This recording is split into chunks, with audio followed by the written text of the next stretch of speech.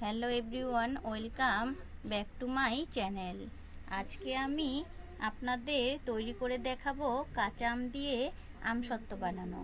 আমি আম কেটে নিয়েছি, আঠিটা ফেলে আমের মাংসটা শুধু নিয়েছি।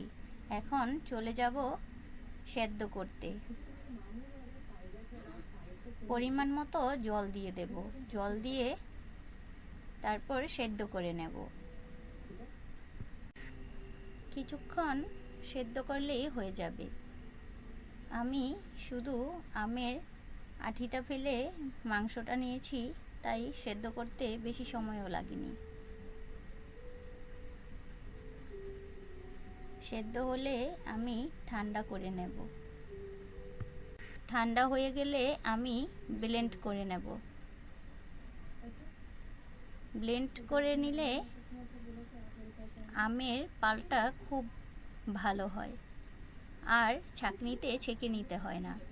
আর আমি আমের শুধু মাংসটা নিয়েছি, তাই একটু আঁশও ছিল না আমের মধ্যে। আমি চেষ্টা করেছি খুব সহজভাবে আমসত্ত্বটা বানানো। আশা করছি আপনাদের ভালো লাগবে। এখন তো আমের সিজন, বাজারে প্রচুর পরিমাণ আম পাওয়া যাচ্ছে।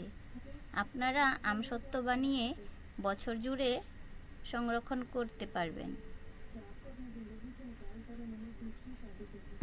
আপনারা বাসায় অবশ্যই বানিয়ে দেখবেন।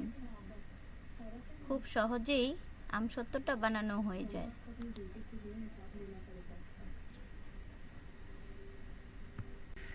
আর আমসত্ত্ব বানালে বাচ্চা থেকে বড় সবাই পছন্দ করে।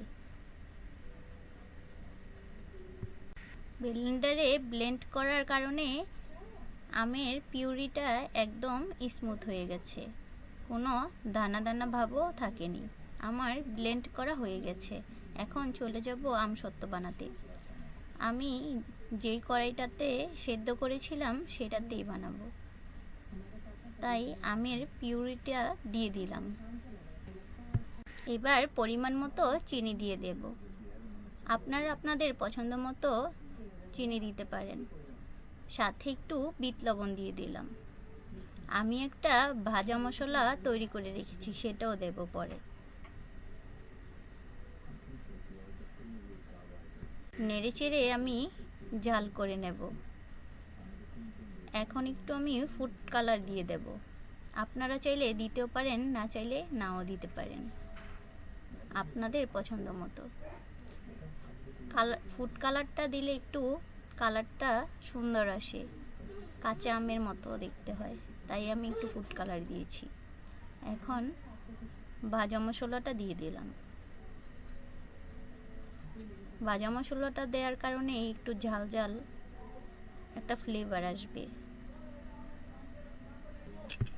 জাল করাটা আমার হয়ে গিয়েছিল।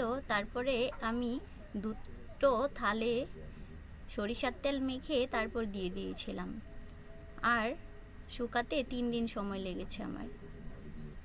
আমি থালে ঢেলে আমসত্ত্বটা দেওয়ার সময় তখন ভিডিওটা করতে পারিনি, তাই একটু দেখাতে পারলাম না তোমাদের। তোমরা কিছু মনে করো না। দেখো আমার আমসত্ত্বটা কত সুন্দর হয়েছে আর কত পারফেক্ট হয়েছে। তোমরা বাসায় অবশ্যই বানিয়ে দেখবে আর কমেন্ট করে জানাবে কেমন লাগলো ভিডিওটি। আর যদি ভালো লাগে লাইক কমেন্ট শেয়ার করে দেবে, আর পুরো ভিডিও দেখার অনুরোধ রইল। আর বন্ধুরা, তোমরা সবাই সবার পাশে থাকবে, তাহলে সবাই এগিয়ে যেতে পারবো, না হলে তো পারবো না। এইভাবে তোমরা বছর জুড়ে সংরক্ষণ করে রাখতে পারবে। দেখো আমসত্ত্বটা কত সুন্দর হয়েছে।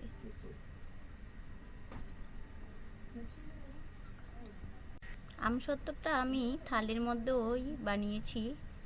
আপনারা আপনাদের পছন্দ মতো যে কোনো ট্রেতেও বানাতে পারেন। বন্ধুরা, আমি কারেন্ট না থাকার কারণে আমসত্ত্বটা জাল করার পর থালে ঢেলে রোদে শুকাতে দিয়েছিলাম, তাই ভিডিওটা করতে পারিনি।